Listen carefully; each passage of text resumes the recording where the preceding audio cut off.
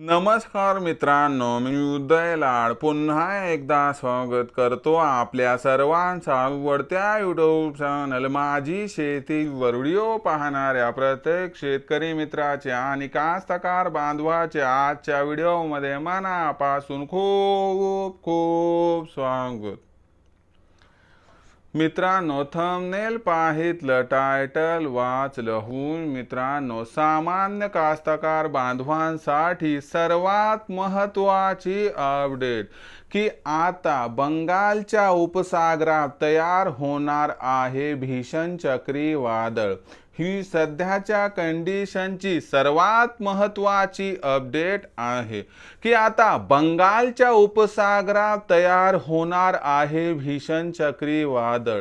मग बंगालच्या उपसागरात जर चक्रीवादळ तयार झालं तर याचा परिणाम आपल्या राज्यावरती कसा होणार, यामुळे राज्यामध्ये पाऊस कशा पद्धतीनं वाटचाल करणार आणि बंगालच्या उपसागरात चक्रीवादळ कधी निर्माण होणार, या प्रत्येक प्रश्नाचं अचूक उत्तर जाणून घेण्यासाठी आता आपण सर्वांनी हा व्हिडिओ सुरुवातीपासून शेवटपर्यंत नक्की पाहावा।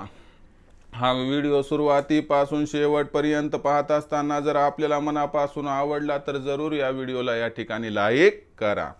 जास्तीत जास्त कास्तकार बांधवांपर्यंत हा व्हिडिओ पाठविण्यासाठी या व्हिडिओला जरूर शेअर करा।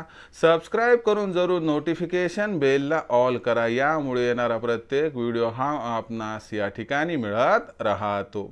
तर बघा मित्रांनो, सामान्य कास्तकार बांधवांसाठी सर्वात महत्त्वाची अपडेट की आता बंगालच्या उपसागरामध्ये तयार होणार आहे चक्रीवादळ।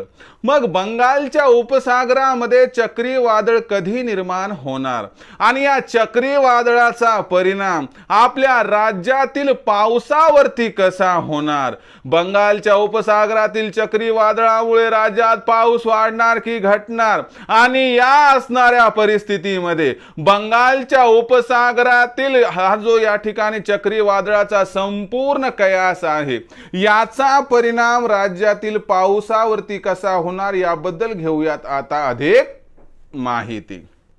तर बघा मित्रांनो, बंगालच्या उपसागरामध्ये जर चक्रीवादळ तयार झालं किंवा बंगालच्या उपसागरामध्ये जर कमी दाबाचा पट्टा निर्माण झाला तर याचा थेट परिणाम राज्यातील पावसावरती होत असतो, कारण बंगालच्या उपसागरामध्ये तयार झालेल्या सिस्टीममुळे आपल्या राज्यामध्ये पाऊस वाढत असतो। मग बंगालच्या उपसागरामध्ये आपण जर बघितलं तर हे चक्रीवादळ कधी तयार होणार, तर लक्षात घ्या 30 जुलैच्या आसपास बंगालच्या उपसागरामध्ये चक्रीवादळ तयार होणार आणि 30 जुलै पासून आपल्याला वातावरणात भयंकर बदल दिसणार आणि तेव्हापासून राज्यामध्ये पाऊस वाढताना दिसणार आहे।